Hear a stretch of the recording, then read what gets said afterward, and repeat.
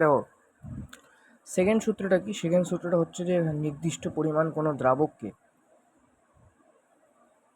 না কিন্তু দ্রাবক মানে জল বলতে পারো, দ্রাবকে আলাদা আলাদা তড়িৎ বিশ্লেষ্য কঠিন দ্রাব, হ্যাঁ, এর সমসংখ্যক গ্রাম অণু পৃথকভাবে দ্রবীভূত করলে প্রতি ক্ষেত্রেই একই পরিমাণ বৃদ্ধি স্ফুটনাঙ্কের হবে। আর একটা আমি কেস বুঝিয়ে দিচ্ছি আমি, ঠিক আছে? ধরো এটা একটা কেস যেখানে আগে জল ছিল H2O।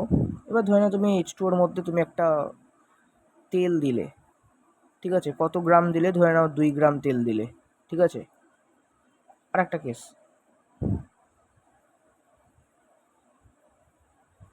যেখানে H2ওর মধ্যে তুমি 2 গ্রাম 2 গ্রাম কি দিলে তুমি? 2 গ্রাম ধরে নাও তুমি সস দিলে, ঠিক আছে? সস টমেটো সসগুলো হয় না, 2 গ্রাম টমেটো সস দিলে, ঠিক আছে? তো একটাতে 2 গ্রাম তেল দিলে, একটাতে 2 গ্রাম সস দিলে, ঠিক আছে? এবার তুমি জানো ওই জলের মধ্যে যদি আমি তেল মিশাই বা সস মিশাই, যেটাই মিশাই, একটা না একটা সলিউশন তো তৈরি হবে, ঠিক আছে? একটা দ্রবণ তো তৈরি হবেই। তো কি বলতে চাচ্ছে যে আমরা একটা দ্রাবকে যদি আমরা আলাদা আলাদা তড়িৎ অবিশ্লেষ্য কঠিন দ্রবীভূত করি সমসংখ্যক গ্রাম অণু, সমসংখ্যক গ্রাম অণু, 2 গ্রাম 2 গ্রাম, ঠিক আছে? তাহলে দ্রবীভূত করলে প্রতি ক্ষেত্রেই একই পরিমাণ উষ্ণতার বৃদ্ধি ঘটবে, ঠিক আছে? মানে ধরে নাও বিশুদ্ধ যে জলটা যে ছিল, ঠিক আছে? বিশুদ্ধ যে জলটা যে ছিল, ওই বিশুদ্ধ জলের তাপমাত্রা কত ছিল? বিশুদ্ধ জলের তাপমাত্রা ছিল 10 ডিগ্রি সেলসিয়াস। এবার আমরা তেল মেশালাম, তেল মেশানোর পর কত দেখলাম? 20 ডিগ্রি সেলসিয়াস হলো। তাহলে 2 গ্রাম সস মেশালেও 20 ডিগ্রি সেলসিয়াসই হবে, ঠিক আছে? তুমি এখানে 2 গ্রাম অ্যাসিটিক অ্যাসিড মেশাও, তাহলেও তোমার 20 ডিগ্রি সেলসিয়াসই হবে। তুমি এখানে 2 গ্রাম নারিকেল তেল মেশাও, তাহলেও তোমার হচ্ছে গিয়ে 20 ডিগ্রি সেলসিয়াস হবে। তুমি মানে মোদ্দা কথা এটাই যে বিশুদ্ধ জলের যেই তাপমাত্রাটা ছিল, তুমি ওই বিশুদ্ধ জলের মধ্যে তুমি যদি সেম ওজনের অন্য কোনো দ্রাব্য মেশাও, ঠিক আছে? সেম ওজনের যে কোনো জিনিস মেশাও, তাহলে তুমি প্রতি ক্ষেত্রেই তুমি দেখতে পাবে তোমার সেম পরিমাণ টেম্পারেচারই বাড়ছে, ঠিক আছে? তো এটাই বলতে চাচ্ছে যে একটা দ্রাবক আছে, ওই দ্রাবকের মধ্যে আমরা আলাদা আলাদা তড়িৎ অবিশ্লেষ্য কঠিন সমসংখ্যক গ্রাম অণু মানে সেম অ্যামাউন্টে দিচ্ছি, ঠিক আছে? সমসংখ্যক গ্রাম অণু দ্রবীভূত করলাম, তাহলে কি দেখতে পাবো? আমরা প্রতি ক্ষেত্রেই আমাদের উষ্ণতাটা একই হারে বৃদ্ধি পাবে, ঠিক আছে? তো এটাই এই দুটো সূত্র ছিল, ঠিক আছে? আচ্ছা, তো এখানে আমাদের যে সূত্রের যে অ্যাকচুয়াল ফর্মটা, সেইটা আমাদের হচ্ছে গিয়ে ডেল টি বি। এখানে যেহেতু একটা বয়লিং নিয়ে কথা হচ্ছে, স্ফুটনাঙ্ক, তাই এটা ডেল টিবি বলা হয়, ঠিক আছে? Del TB proportional to molar mass of দ্রবণ, ঠিক আছে? তাহলে del TB is equals to KB into M, ঠিক আছে? এই কেবিটাকে অনেক নাম দেওয়া আছে, এই কেবিকে আমরা ইবিউলোস্কোপিক ধ্রুবক বলবো, ঠিক আছে? এই কেবিকে আমরা ইবিউলোস্কোপিক ধ্রুবক বলবো, ঠিক আছে? আচ্ছা আচ্ছা, এখানে একটা কি এক্সাম্পল দিচ্ছি আমি। ধরেন একটা জল আছে, ওই জলের মধ্যে আমরা তেল দিচ্ছি, তাহলে একটা তেল জল বা একটা দ্রবণ তৈরি হচ্ছে, ঠিক আছে? এবার ধরে নাও জলের তো মোলার মাস আমরা জানি কত হয়, 2 আর এদিকে 16, কত হয়? 18 হয়। এই তেল, যেই তেল দেওয়া থাকবে বা যেই দ্রাবই দেওয়া থাকবে, সেটার মোলার মাস আমরা বার করতেই পারবো, ঠিক আছে? প্রত্যেকটা কার্বন, হাইড্রোজেন, অক্সিজেন, নাইট্রোজেন, এগুলোর তো প্রত্যেকটারই একটা ওয়েট তো আমরা জানি, তো ওগুলো মোলার মাস বার করতে পারবো। আর এগুলো আমাদের দেওয়া থাকবে, এগুলো আমাদের এক্সাম হলে দেওয়া থাকবে, ঠিক আছে? যে আমরা এত গ্রাম নিচ্ছি, এত গ্রাম নিচ্ছি, তো এটা দেওয়া থাকবে। তো বেসিক যে সূত্রটা, যে del TB is equals to KB into, ঠিক আছে, ইন্টু W2 বাই W1, এটা ঠিক আছে, এটা ইন্টু কী ছিল 1000 বাই M2, 1000 বাই M2, ঠিক আছে। এটা ছিল যে del TB is equals to KB W2 by W1, মানে W2 by W1 into 1000 by M2, ঠিক আছে, 1000 by M2। Del TB is equals to KB W2 by W1 into 1000 by M2, ঠিক আছে, W2 by W1 into 1000 by M2, W2 by W1 into 1000 by M2, ঠিক আছে। আচ্ছা আচ্ছা, first question কি বলে দিয়েছে যে 0.3 গ্রাম ইউরিয়াকে আমরা 50 গ্রাম জলে মেশালাম, ঠিক আছে, মানে এটা জল ছিল আমাদের, এইটার মধ্যে আমরা ইউরিয়া দিলাম, ঠিক আছে, এইটার মধ্যে আমরা ইউরিয়া দিলাম, ঠিক আছে। তো এখান থেকে যে একটা যে দ্রবণ যে তৈরি হবে, একটা দ্রবণ তৈরি হবে কি না, একটা দ্রবণ তৈরি হবে। জল ছিল, এই জলের মধ্যে আমরা ইউরিয়া দিলাম, তো এর ফলে কি একটা দ্রবণ তৈরি হবে,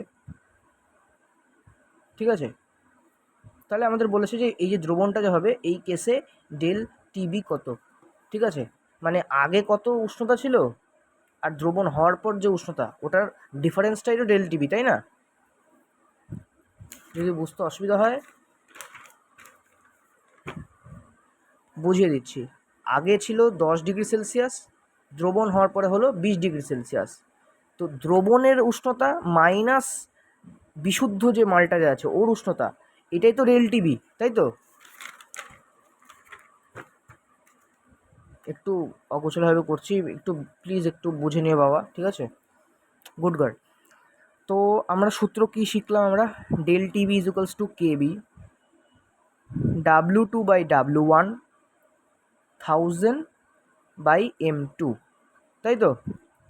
দেখো এখানে সিম্পলি লিখতে থাকি, কেবি এর ভ্যালু আমাদের দেওয়া আছে প্রশ্নে কত, 0.52, 0.52। আচ্ছা, W2 কত আছে, W2 বলে দিয়েছে আমরা 0.3 গ্রাম ইউরিয়া বাইরের থেকে মেশাচ্ছি, 0.3 গ্রাম। আচ্ছা, W1 কত দিয়েছে, 50 গ্রাম জলে 50 গ্রাম। আচ্ছা আচ্ছা, M2 কত দিয়েছে, M2 দেখো দিয়ে দিয়েছে, মানে ইউরিয়ার আণবিক ভর, ঠিক আছে, 60 গ্রাম।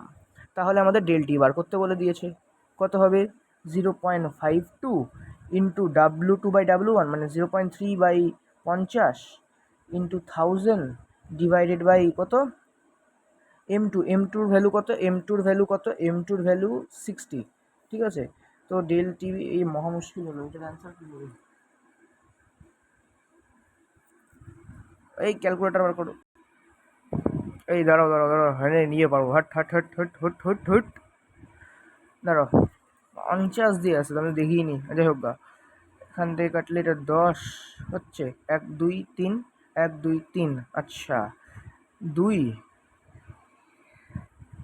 2 ডিভাইডেড বাই 2 মানে হচ্ছে কি 5.2, তাই তো।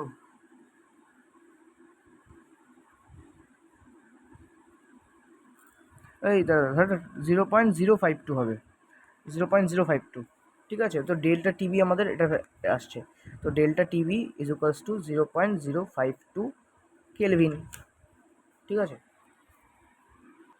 আর একটা অঙ্ক আছে যে 18 গ্রাম গ্লুকোজ আছে, ওই 18 গ্রাম গ্লুকোজকে মানে W2 ডাইরেক্ট লিখে দিই, 18 গ্রাম 1 কেজি জলে আমরা মেশালাম, মানে W1 1 কেজি, তাহলে দ্রবণের স্ফুটনাঙ্ক কত বৃদ্ধি পাবে, বৃদ্ধি, ঠিক আছে।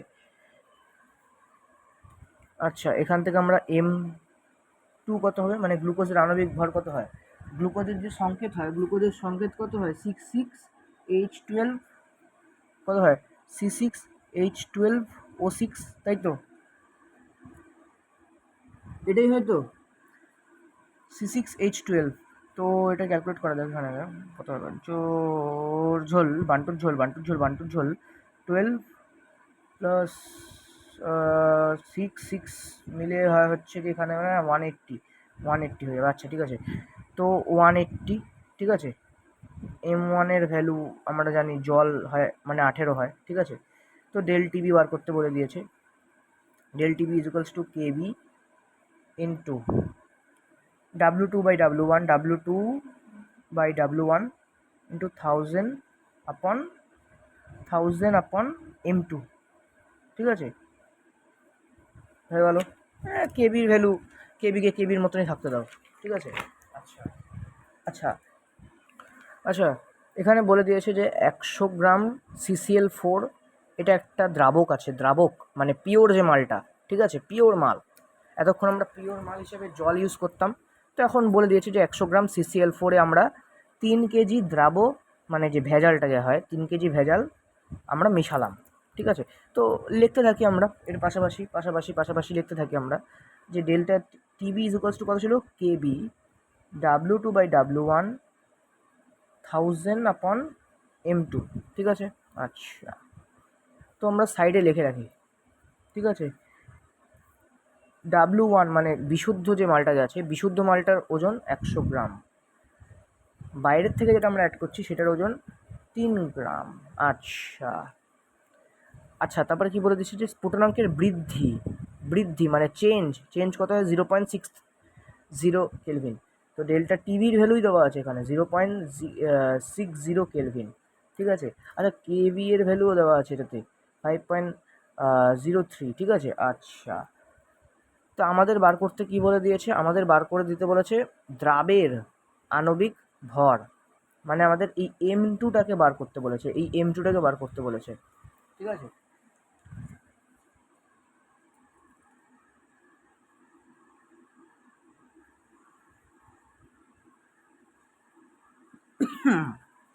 তো সূত্রে ফেলি আমরা, 0.60 is equals to 5.03 W2/W1 into 1000 divided by কত, M2 তো বার করতেই হবে, এটা হলো।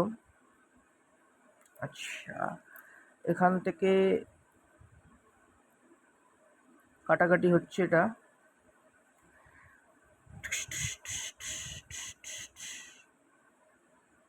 M2 ইজ ইকুয়ালস টু 503/2, মানে হবে হচ্ছে কি আমাদের অ্যাপ্রক্সিমেটলি কত হবে, এখান থেকে 251 টাইপের হচ্ছে, তাই না। 251 পয়েন্ট কত 05, না 2.155, ঠিক আছে। তো এইটা আমাদের দাঁড়ায়, ঠিক আছে। সিম্পল, কি আমি একটু ঘিচিমিচি করে করতেছি, ঠিক আছে। এখানে দ্রবণের W1 W2 দেওয়া আছে, ডেল্টা টিপি দেওয়া আছে, আমাদের M2টা বার করতে লাগবে। তো সূত্রে বসাও, এই সূত্রটাতে বসাও, এই সূত্রটাতে বসালে তুমি M2-র ভ্যালু বার করে দিলা, ঠিক আছে। তো M2-র ভ্যালু আমার এটা দাঁড়াচ্ছে, ওকে।